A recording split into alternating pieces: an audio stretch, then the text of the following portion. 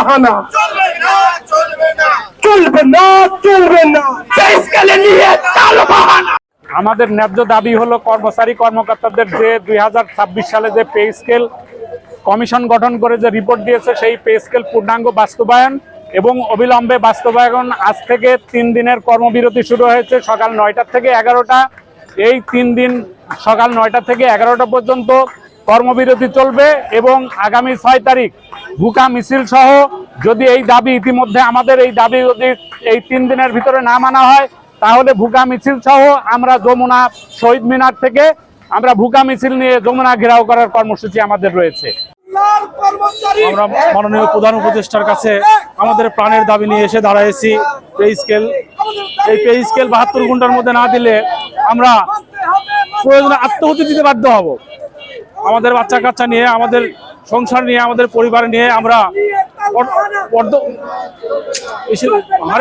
অনাহারে জীবনযাপন করি। এটা তো দেখা উচিত, এটা মাননীয় সরকারের কাছে আমাদের প্রাণের দাবি। আজকে আমরা দীর্ঘ 17 বছর পরে পে স্কেলের দাবিতে রাস্তায় নেমেছি। রুটি ও রোজগারের জন্য আমরা সারা জীবন নিচের পদের লোকেরা কোনো বেতন স্কেল নাই, কোনো ভাতা নাই, কোনো রেশন নাই, কিচ্ছু নাই। যা কিছু আছে উপরের দিকে, ওরা কোনোদিনও পে স্কেলের দাবিতে নামবে না। তাই আমরা আমাদের আজকে যারা নিচের কর্মচারী কর্মকর্তা তাদের পিঠ হয়ে গেছে দেওয়ালে, আমরা নামতে বাধ্য হয়েছি।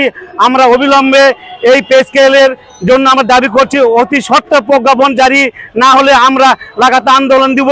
নবম পে স্কেল জারি না হওয়া পর্যন্ত আমরা মাঠ ছাড়ব না। 2 তারিখের মধ্যে যদি নবম জাতীয় পে স্কেল ঘোষণা না করা হয়, সারা বাংলাদেশের সকল কর্মচারী গভীর আন্দোলন গড়ে তোলে এবং অবরোধ বাস্তবায়ন করার জন্য আমরা রাজপথে নেমে যাব।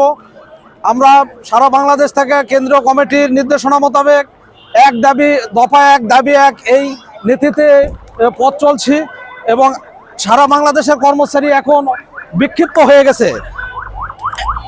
4 সদস্যর, আমরা 6 সদস্য সরকারি নির্দেশনা মোতাবেক 6 সদস্য কাউন্ট করা হয়, সেখানে 4 সদস্যর একটা পরিবার। আমরা যে বেতন ভাতা দিয়ে মিলে 1 মাসে পেয়ে থাকি, তা দ্বারা একটা কর্মচারীর 15 দিন অতিবাহিত হয় না। প্রত্যেক স্তরের সকল কর্মচারী আজকে ঋণে জর্জরিত হয়েছে। এখন একদম প্রত্যেকের পিঠ দেয়ালে ঠেকে গেছে। বাধ্য হয়ে আজকে আমরা রাজপথে নামতে বাধ্য হয়েছি এবং আগামী 2 তারিখের মধ্যে যদি এই প্রজ্ঞাপন জারি করা না হয় তাহলে আমরা সারা দেশের সকল কর্মচারী সম্পূর্ণরূপে অফিসের যাবতীয় কার্যক্রম বিরত থাকবো এবং পে স্কেল দাবি না হওয়া পর্যন্ত এটা ধারাবাহিকতা চলবে। আমরা দীর্ঘ 11 বছর পে স্কেল বৈষম্যে ছিলাম।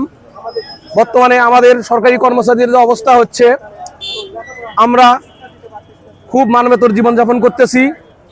এক সরকারি পরিপত্রে আছে একজন কর্মচারী 800 টাকা দৈনিক বেতন পাবে, আর আমরা যারা 4র্থ শ্রেণীর কর্মচারী আছে তারা পাচ্ছি শুধুমাত্র 275 টাকা।